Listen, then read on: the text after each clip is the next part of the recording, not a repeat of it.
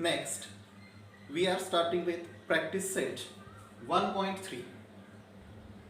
The first question is, if A is equal to A, B, C, D, E, B is equal to C, D, E, F, C is equal to B, D, and D is equal to A, E. These are the given sets. Then which of the following statements are true or false? हे चार set तुम्हाला दिले असतात. या विधानांपैकी कोणती विधानं ही खरी आहेत, सत्य आहेत आणि कोणची असत्य आहेत ते तुम्हाला लिहायचं आहे. आणि हे तुम्ही पाहू शकता, these are the subset relation. हे सबसेट रिलेशन या ठिकाणी आहे. त्यामध्ये फर्स्ट आहे C is a subset of B. आता पहा C कुठं दिसतोय? इथं आहे. हा B चा सबसेट आहे का? तर पहा B and D हे त्याचे दोन एलिमेंट आहेत. त्यापैकी D एलिमेंट आहे परंतु B एलिमेंट त्यामध्ये नाही आहे.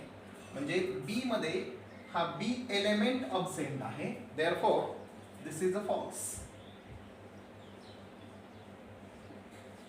आता दुसरं जे दिलंय A is a subset of D.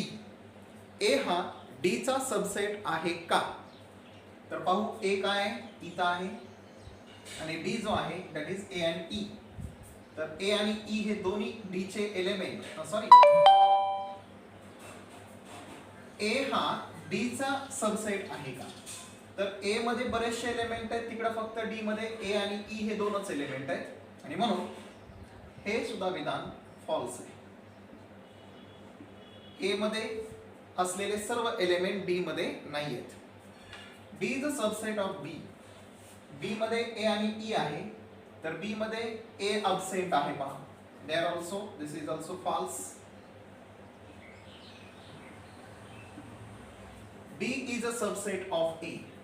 D मध्ये A आणि E आहे, इकडे पण A आणि E आहे, तर हे ट्रू आहे. D is a subset of A. D मध्ये C, D, E, F. C, D, E आहे, परंतु F हा एलिमेंट त्या ठिकाणी A मध्ये नाही आहे, म्हणून या ठिकाणी हे देखील फॉल्स स्टेटमेंट आहे. C is a subset of A. आता C पहा, D आणि B हे दोन एलिमेंट त्याच्यामध्ये आहेत. आता A मध्ये हे आहेत का? तर आहेत. Yes, so it is a true. Next question number 2 आहे. Take the set of natural number from 1 to 20 as a universal set and show set X and Y using Venn diagrams. So X set पहा काय दिलाय? X is a set of such X element. X is a natural number and X 7 is less than X and X is less than 50. Set Y असं दिलेला आहे. Y is a set of such a Y element. Y is a natural number. Y is a prime number from 1 to 20. आता हा question करत असताना आपल्याला इथं 3 sets पाहिजेत आणि ते तिन्ही सेट आपण फर्स्ट लिस्टिंग फॉर्म मध्ये लिहिणं आवश्यक आहे. जो युनिव्हर्सल सेट आहे तो काय दिलाय? Natural number from 1 to 20. Therefore, U is equal to 1, 2, 3, 4 dash dash dash 20. हा असा लिस्टिंग फॉर्म असेल युनिव्हर्सल सेटचा. दुसरा जो आहे X. आता X मध्ये कसले नंबर आहेत? नॅचरल नंबरच आहेत, because X is a natural number. आणि जो X नंबर आहे तो 7 पेक्षा जास्त आहे आणि 15 पेक्षा कमी आहे. म्हणजे 8, 9, 10, 11, 12, 13, 14 फिनिश इथपर्यंत. नाव the set Y. Set Y मध्ये जे एलिमेंट्स आहेत, Y is a natural number, तो पुन्हा नैसर्गिक संख्या आहे आणि हे सगळे प्राईम नंबर आहेत 1 ते 20 पर्यंत. आता 1 ते 20 मध्ये प्राईम नंबर कुठले येतील? 2. Then we have 3, 5, 7, 11, 13, that is 17, then we have 19. These are the prime numbers from 1 to 20. Now these three sets we can represent with the help of Venn diagram. So Venn diagram साठी पहा, first तर universal set आहे म्हणून मी एक rectangle इथं draw करणार आहे. दिस is a rectangle. याचं नाव आहे यू. यू मध्ये आपल्याला एक्स आणि वाय हे सेट रिप्रेझेंट करायचे. आता हे करत असताना फर्स्ट ऑब्जर्व करा की एक्स आणि वाय सेट मध्ये एखादा एलिमेंट कॉमन आहे का. तर आहे. 11, 13 हे दोन एलिमेंट कॉमन आहेत. म्हणजे एक्स आणि वाय रिप्रेझेंट करत असताना वेन डायग्रामना ते इंटरसेक्ट करणारे असले पाहिजे. Therefore हे आपण असे दाखवू. This is your X, this is Y. आता इंटरसेक्शन जिथं होत आहे त्या ठिकाणी आपण हे दोन एलिमेंट जे आहेत कॉमन 11 आणि 13 दाखवू. बाकी एक्स मध्ये हे एलिमेंट टाकू. 8, 9, 10, 12, 14, then 2, 3, 5, 7, 17, 19 असे एलिमेंट आपण टाकले. आता हे एलिमेंट सोडून जे रिमेनिंग एलिमेंट यू मध्ये आहेत ते आपण रेक्टँगल मध्ये लिहायचे आहेत. तर 1 हा एलिमेंट नाहीये, 2 आलेला आहे, 3 आलेला आहे, 4 आलेला आहे, सॉरी 4 नाही आलेला, 4, 5 आलेला आहे, 6 नाही आलेला, 7 आला आहे, 8 नाही, सॉरी 8 पण आलेला आहे, 8 आहे, 9 आहे, 10 आहे, 11 आहे, 12 आहे, 13 आहे, 14 आहे, 15 हा एलिमेंट नाहीये पहा. यस 15, 16 नाहीये, therefore 16, 17 आहे, 18 नाहीये, 18, 19 आहे, 20 इथे टाकला पाहिजे. तर अशा प्रकारे आपण हे सेट वेन डायग्रामने रिप्रेझेंट केलेले आहेत. Next question number 3. U is equal to 1, 2, 3, 7, 8, 9, 10, 11, 12. P is equal to 1, 3, 7, 10. Then show that the sets U, P, P complement by Venn diagram. तर आपण फर्स्ट क्वेश्चन या ठिकाणी आधी पाहू. आपल्याला फर्स्ट तर U दिलेला आहे, तो आपण आहे तसा लिस्टिंग फॉर्म मध्ये लिहून घ्यायचा आहे. That is 1, 2, 3, 7, 8, 9, 10, 11, 12. After this we have a P. P set जो आहे 1, 3, 7, 10. आणि यानंतर आहे P कॉम्प्लिमेंट. आता P कॉम्प्लिमेंट हा कसा लिहायचा आहे हे तुम्हाला मी याआधी सांगितलेलं आहे. P कॉम्प्लिमेंट लिहित असताना P मध्ये असलेले एलिमेंट लिहायचे नाहीत.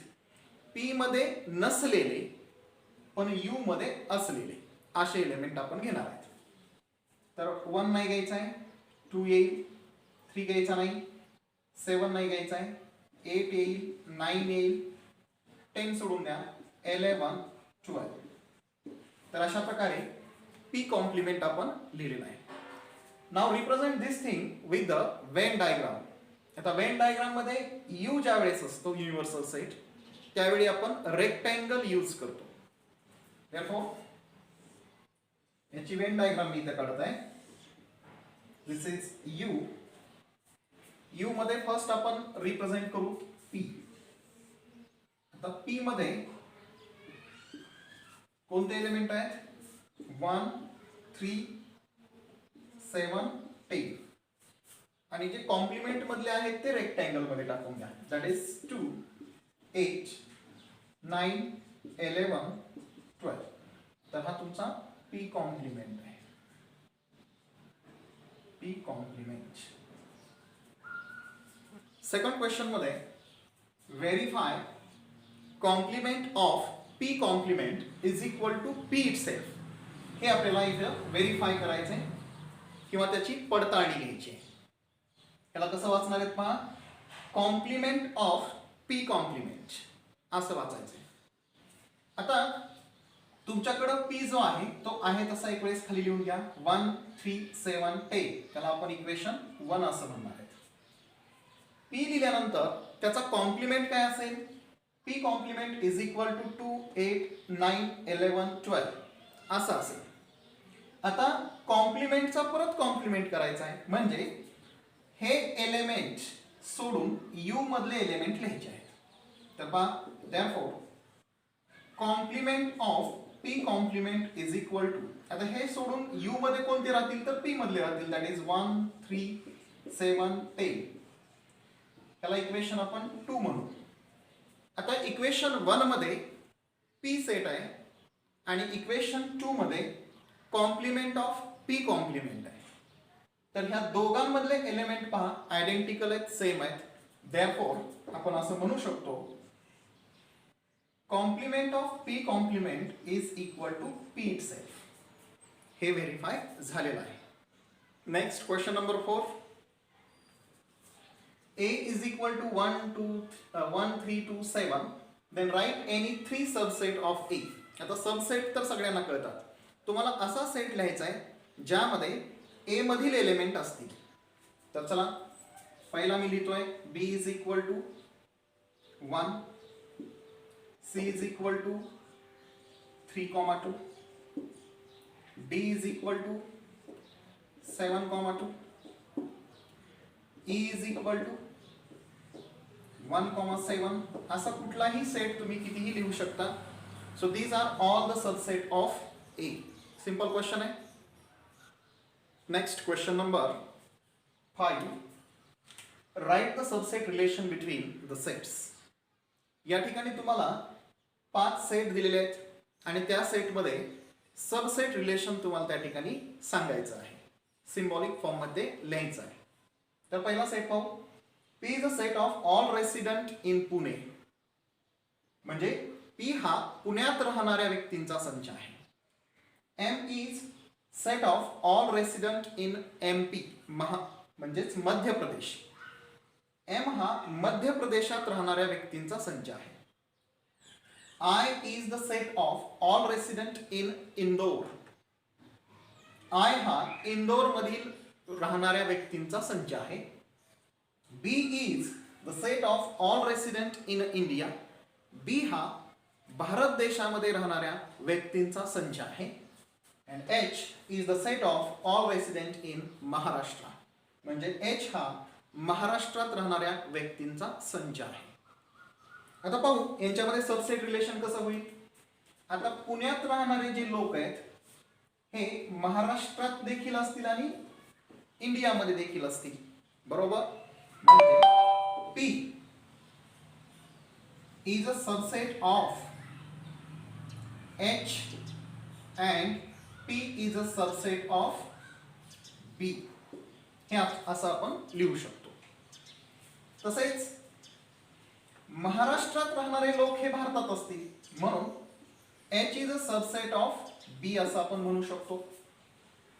तसेच इंदोरमध्ये राहणारे लोक हे मध्य प्रदेशाचे लोक असतील, तसेच ते भारतातील देखील लोक असतील म्हणून I is the subset of M and I is the subset of B असं आपण सांगू शकतो. तसेच मध्य प्रदेशात राहणारे लोक हे भारतातीलच लोक असतील. Therefore M is a subset of B. तर हे सबसेट रिलेशन आपल्याला लक्षात घ्यायचं आहे. आता सेकंड क्वेश्चन जो त्यांनी विचारलाय त्याच्यामध्ये which set can be the universal set for above sets.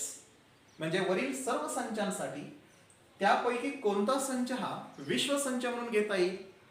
तर मला असं सांगा जो सेट दिलेल्या सर्व सेट्सला स्वतःमध्ये इन्क्लूड करतोय. तर पहा be the set of all resident in India. म्हणजे पुण्यातील लोक हे भारतातील आहेत, मध्य प्रदेशातील भारतातील आहेत, इंदोरमधील लोक भारतातील आहेत आणि महाराष्ट्रातील लोक देखील भारतातील आहेत. म्हणजे सेट बी सगळ्या सेटला काय करतोय स्वतःमध्ये सामावून घेतोय. Therefore B is a universal set. Next, the question number 6. Which set of numbers could be the universal set for the sets given below? म्हणजे तुम्हाला काही सेट दिलेले आहेत आणि त्या सेटसाठी युनिव्हर्सल सेट म्हणून तुम्ही कोणता सेट घेऊ शकता हे तुम्हाला या ठिकाणी सांगायचं आहे.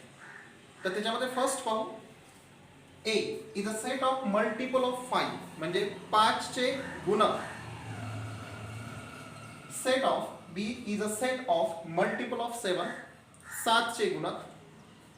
C is a set of multiple of 12 12 चे गुणक. आता हे जे सगळे नंबर आहेत हे जे सेट मध्ये येणारे नंबर्स आहेत they all present in the natural number set, whole number set, integers यांच्यामध्ये हे काय असतात प्रेझेंट असतात. म्हणून यासाठी आपण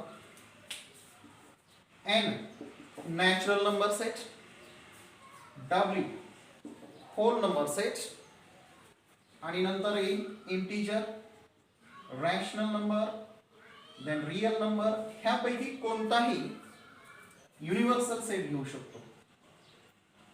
any of them can be taken as universal set.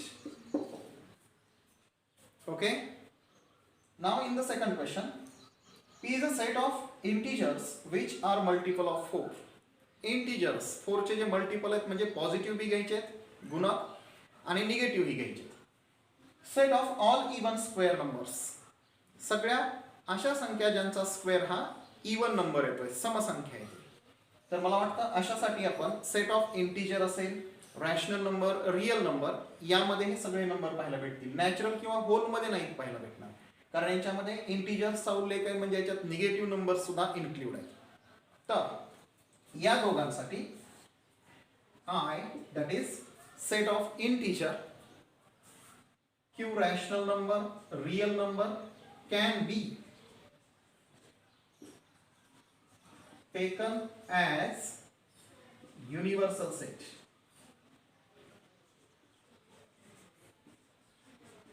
Universal set म्हणून यांना घेता येईल. Now the last question of this exercise, question number 7. Let all students of a class in a universal set. Let set A be the students who secure 50% or more marks in maths. Then write the complement of set A. याने असं म्हटलेलं आहे पहा, 9th क्लासचे जे students आहेत हे universal सेटमध्ये आहेत आणि सेट ए असा सेट आहे ए सेट की ज्यामध्ये असे स्टुडंट इन्क्लूड केलेत आपण की ज्या विद्यार्थ्यांना मॅथेमॅटिक्समध्ये 50% किंवा त्याच्यापेक्षा जास्त मार्क्स मिळालेले आहेत. तर मग सेट ए चा कॉम्प्लिमेंट काय असेल, कॉम्प्लिमेंट सेट लिहा असं त्यांनी सांगितलेलं आहे. आता कॉम्प्लिमेंट म्हणजे काय, तर ए मध्ये नसलेले पण यू मध्ये असलेले एलिमेंट आपल्याला लिहायचे. मग ए मध्ये कुठले एलिमेंट आहेत, तर ए मध्ये असे स्टुडंट आहेत की ज्यांना 50% किंवा त्याच्यापेक्षा जास्त मार्क आहेत. मग ए कॉम्प्लिमेंट मध्ये कुठले स्टुडंट पाहिजेत, student who get less than 50% marks. कळाले सगळ्यांना, असे विद्यार्थी असतील की ज्यांना 50% पेक्षा कमी गुण मिळालेले आहेत. तर हा ए कॉम्प्लिमेंट असेल. तर लिहून टाकू, A complement is equal to students who get less than 50% marks in maths.